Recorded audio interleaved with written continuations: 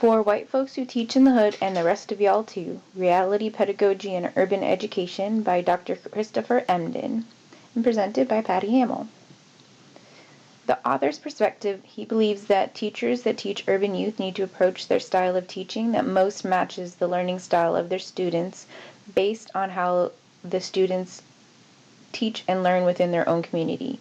He's developed the reality pedagogy, which focuses on making the local experiences of the students visible and creating context where there is a role reversal of sorts. While the teacher is the person charged with delivering the content, the student is the person who shapes how best to teach that content.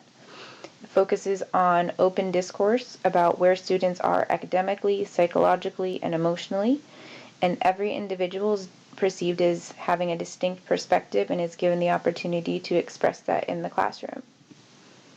Some of the main points from the book is that urban youth are what he calls neo-indigenous.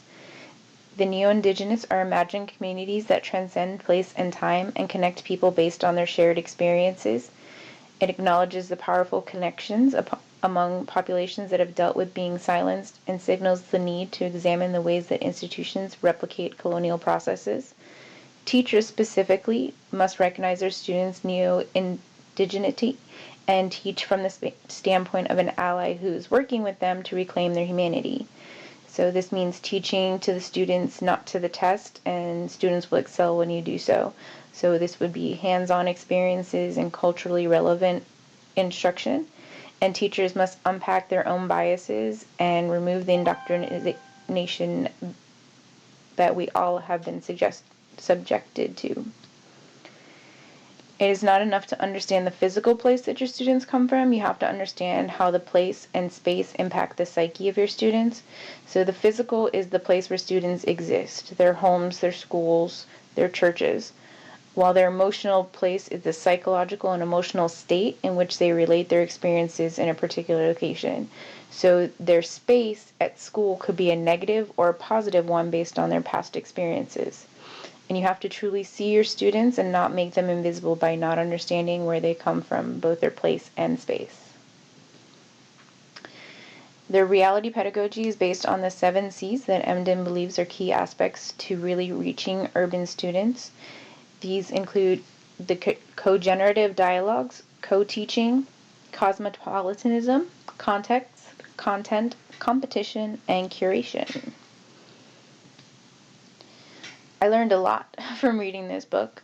Even teachers from the same cultures as their students need to unpack biases that have been forced on them by the dominant culture regarding teaching urban students. One thing that's specific that needs to be taught to students is code switching, and that's where and how a speaker alternates between 2 or more languages or dialects in the context of a conversation or interaction. So the difference between speaking on the street and speaking in school or within a professional environment. Students must be taught to become code switchers, social chameleons, and instigators and catalysts of the new norms in the world through the development of new and powerful hybridized identities.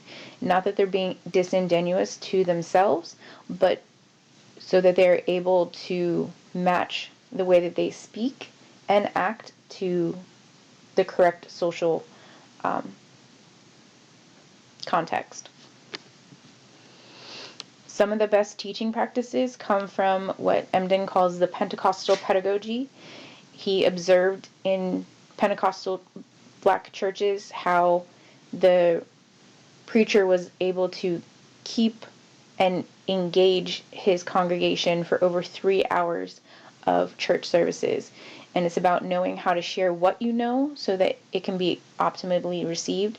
And call and response actually comes from these Pentecostal churches, and it is used to elicit focus and engagement, and calls to the altar that moves the congregants to be reflective, which can also be used in the classroom.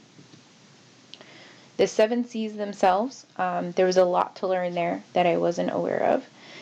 The first one is co-generative dialogues, or cogens, or even ciphers, which is based from street language. It's a simple conversation between the teacher and their students with the goal of co-creating, generating plans of action for improving the classroom.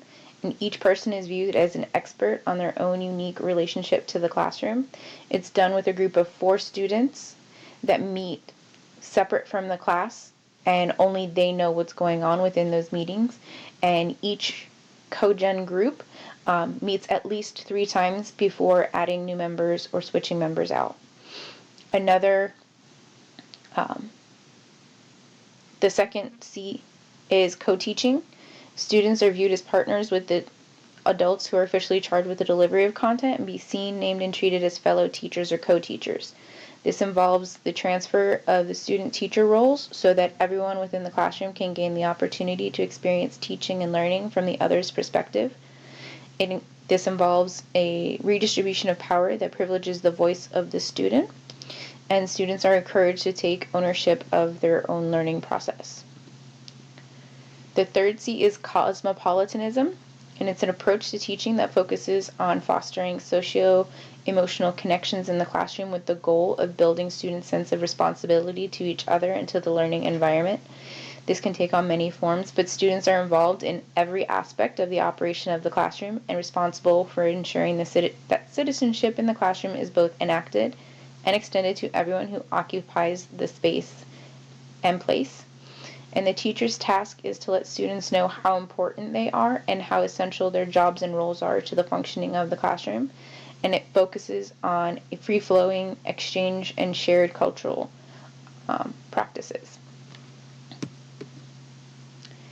The context and content work together. You make connections between the out-of-school context and the classroom teaching.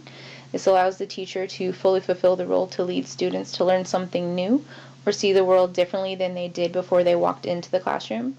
This marriage of content and the neo-indigenous context allows the teacher to circumvent the tensions that come from the cultural misalignments between school and community. And it involves the use of artifacts from the places youth come from as an anchor for instruction, which can be tangible or symbolic. So symbolic can be their phrases, their language.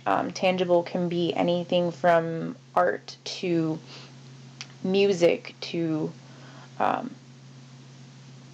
actual objects from their community, drums,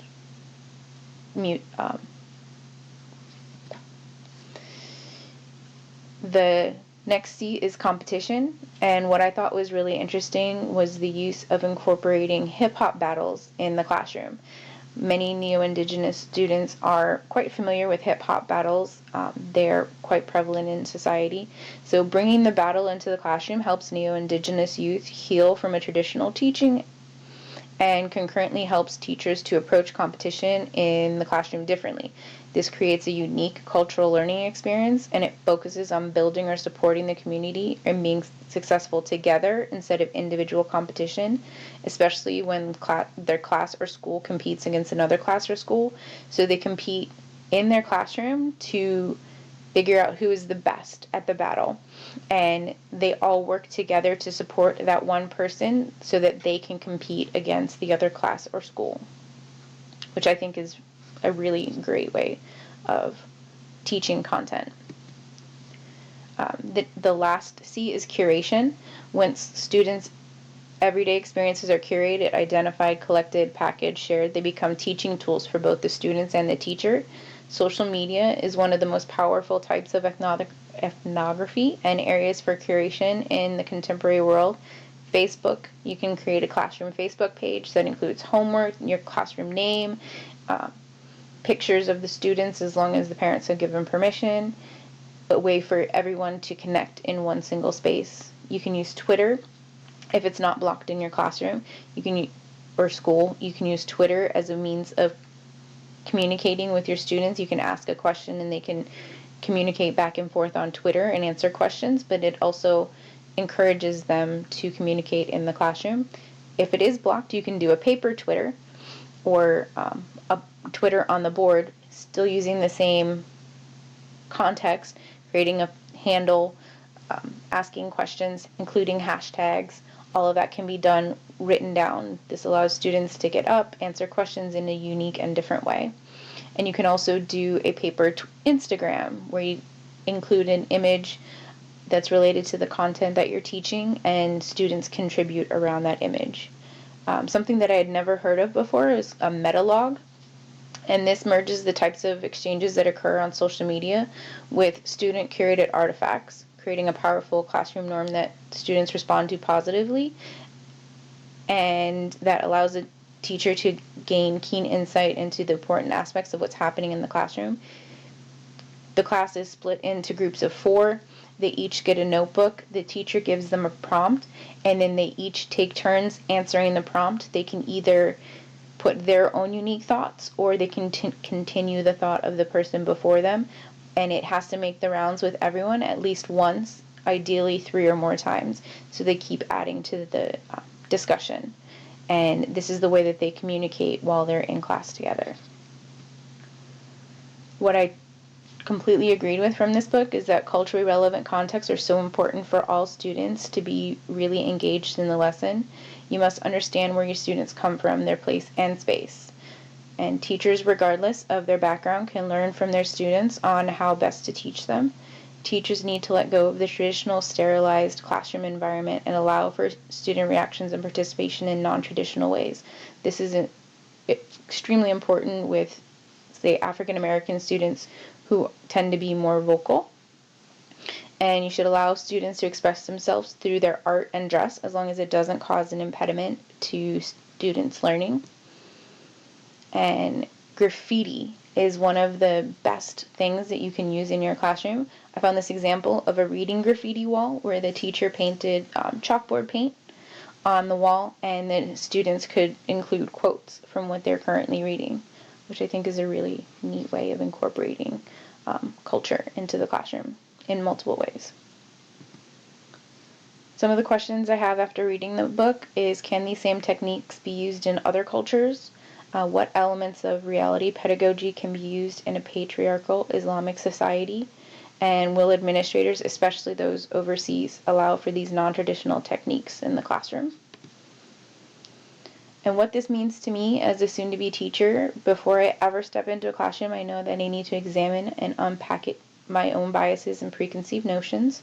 And as a rookie teacher, I know that I'll most likely will have a diverse classroom, and by using the reality pedagogy framework, I can create a learning environment that not only accepts all students but also celebrates their unique contributions. And even as a teacher who will be teaching overseas, elements of reality pedagogy can still influence the way I teach and reach my students. Teaching a predominantly Islamic female population base will alter how I implement these elements, but it won't stop me from trying to do so. And I also need to learn and understand as much as I can about my students to ensure they are engaged and excited to learn. I can do this by going into the community, speaking to parents, speaking to my students, read as much as I can about current Saudi Arabian culture, laws, and understand how it impacts both me and my students. And ways of increasing equity, it allows students to express themselves in the way that is most comfortable for them. Work with administration to increase female students' autonomy within the patriarchal societal framework. Encourage students to follow paths not traditionally seen as female roles, such as those in STEAM. Allow multiple entry points for lessons to match the student's current instructional level. Reduce the focus on individual achievement and focus on building or supporting the community or being successful together. And incorporate as much real-world, culturally relevant context into the classroom as I am able. And there's the reference for my book. I think it's something that supports a lot of what we've been reading this semester. But I think it's a really good read, and I think everyone should read it if they have a chance. So thank you.